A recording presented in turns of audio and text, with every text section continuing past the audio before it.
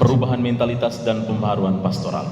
Dalam media komunikasi, gereja menemukan bantuan berharga untuk menyebarluaskan kabar gembira Tuhan. Dan gereja memandang penggunaan media ini sebagai jawaban terhadap perintah Tuhan dalam Injil Markus bab 16 ayat 15, pergilah ke seluruh dunia, beritakanlah Injil kepada segala makhluk. Tetapi ini bukanlah perutusan yang mudah pada zaman kita ini. Hal ini menghadirkan tantangan serius bagi umat beriman, terutama bagi para orang tua, keluarga, dan semua orang yang bertanggung jawab atas pembinaan anak-anak dan orang muda. Orang-orang dalam komunitas gereja yang secara khusus dianugerahi kemampuan bekerja dalam media hendaknya didorong dengan kebijaksanaan dan kearifan pastoral sehingga mereka dapat menjadi para profesional yang mampu berdialog dengan dunia luas.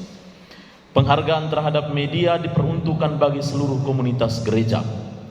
Fenomena komunikasi sosial sekarang ini mendorong gereja menuju semacam apa yang dinamakan revisi pastoral atau budaya agar siap menghadapi arus perkembangan zaman. Dalam dokumen ini ditulis terutama para pastor harus memikul tanggung jawab ini. Segala kemungkinan harus dilakukan sehingga Injil dapat diresapi masyarakat dengan mendorong orang-orang mendengarkan dan menerima pesannya. Dengan pertimbangan sedemikian pentingnya media massa sehingga tidak tepat jika penggunaannya diserahkan begitu saja kepada pribadi-pribadi atau kelompok kecil, dan menganjurkan agar media massa secara tegas dimasukkan ke dalam program pastoral. Salah satu contoh jelas saat ini adalah bagaimana internet tidak hanya menyediakan sumber daya bagi informasi yang lebih banyak, tetapi membiasakan orang-orang berkomunikasi secara interaktif. Banyak orang Kristiani sudah secara kreatif menggunakan alat baru ini dengan menggali kemampuannya dalam evangelisasi, pendidikan, dan sebagainya.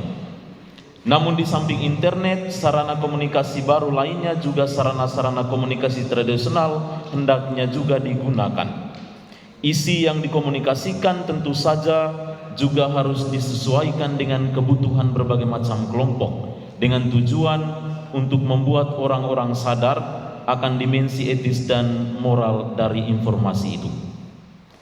Bagian keempat, media massa, persimpangan jalan masalah-masalah sosial yang besar. Gereja dalam hal ini memiliki kewajiban memberi sumbangan yang tepat untuk pemahaman yang lebih baik tentang pandangan dan tanggung jawab yang terkait dengan perkembangan saat ini dalam komunikasi. Teristimewa karena komunikasi mempengaruhi hati nurani orang per orang, membentuk mentalitas mereka, dan menentukan pandangan mereka tentang berbagai hal. Pada saat ini kita berhadapan dengan 3 pilihan mendasar. Yang pertama pembinaan, yang kedua partisipasi, dan yang ketiga dialog. Pertama, kegiatan luas pembinaan diperlukan untuk menjamin bahwa media massa dikenal dan dipergunakan secara bijak dan tepat. Bahasa baru yang diperkenalkan kepada masyarakat harus disertai dengan pembinaan yang tepat untuk melayani banyak orang. Hal ini terutama diperuntukkan bagi orang-orang muda yang menunjukkan kecenderungan alamiah terhadap pembaharuan teknologi dan dengan demikian memerlukan pendidikan banyak dalam menggunakan media secara bertanggung jawab. Yang kedua, akses ke media dan keterlibatan tanggung jawab bersama atas penyelenggaraannya.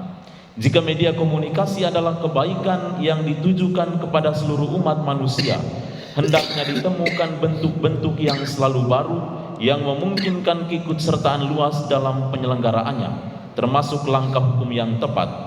Perlu juga memupuk dan mengembangkan budaya tanggung jawab bersama. Tidak dapat dilupakan juga kemungkinan besar media massa dalam memajukan dialog. Media massa menjadi sumber daya bagi kebaikan jika digunakan untuk membantu pemahaman antara bangsa-bangsa. Komunikasi baik dalam komunitas gereja maupun antara gereja dan dunia luas menuntut keterbukaan dan pendekatan baru terhadap masalah yang menghadang terkait dengan dunia media. Yang kelima, berkomunikasi dengan daya Roh Kudus. Tantangan besar zaman kita ini bagi umat beriman dan semua orang yang berkehendak baik adalah mempertahankan komunikasi yang jujur dan bebas, atau yang kita kenal dengan jauh dari hoaks. Setiap orang hendaknya mengetahui bagaimana memelihara penegasan roh yang penuh perhatian dan kesiapsiagaan terus-menerus dengan mengembangkan kemampuan bersikap kritis yang sehat. Juga di bidang ini orang-orang beriman kepada Kristus mengetahui bahwa mereka dapat mengandalkan bantuan Roh Kudus. Bantuan seperti itu semakin diperlukan mengingat betapa besar kesulitan-kesulitan mendasar dapat terjadi dalam komunikasi yang disebabkan oleh ideologi dan sebagainya, dan juga yang bisa disebabkan oleh kelemahan-kelemahan manusiawi. Teknologi modern meningkatkan kecepatan secara mengagumkan, namun sekaligus tidak mendukung pertukaran yang rentan yang terjadi antara pikiran dan pikiran, antara hati dan hati, yang seharusnya menjadi ciri dari komunikasi apapun untuk pelayanan solidaritas dan kasih. Dalam sejarah keselamatan, Kristus menampilkan dirinya kepada kita sebagai komunikator Bapa. Allah pada zaman akhir ini telah berbicara kepada kita dengan perantaraan anaknya, Sang Sabda abadi yang menjadi daging. Dalam mengkomunikasikan dirinya selalu menunjukkan rasa hormat kepada mereka yang mendengarkan. Ia mengajar dengan memahami situasi dan kebutuhan mereka. Ia tergerak oleh bela rasa kepada penderitaan mereka dan oleh tekad yang tegas untuk hanya mengatakan apa yang mereka perlu dengar tanpa pemaksaan dan kompromi, penipuan atau manipulasi. Yesus mengajarkan bahwa komunikasi adalah tindakan moral dan juga dapat kita temukan dalam Injil Matius bab 12 ayat 35 sampai 37. Rasul Paulus juga memiliki pesan jelas bagi mereka yang terlibat dalam komunikasi. Karena itu, buanglah dusta dan berkatalah benar seorang kepada yang lain. Janganlah ada perkataan kotor keluar dari mulutmu, tetapi pakailah perkataan yang baik untuk membangun di mana perlu, supaya mereka yang mendengarnya beroleh kasih karunia. Kepada mereka yang bekerja dalam komunikasi, terutama kepada umat yang beriman yang terlibat dalam bidang masyarakat penting ini, Sri Paulus menyampaikan ajakan yang sejak permulaan pelayanannya sebagai gembala seluruh gereja ingin diungkapkan kepada seluruh dunia. Ajakannya yaitu jangan takut. Jangan takut akan teknologi baru. Teknologi itu ada di antara hal-hal yang mengagumkan yang telah dipersiapkan Tuhan bagi kita untuk kita temukan, untuk kita gunakan, dan untuk membuat kebenaran diketahui.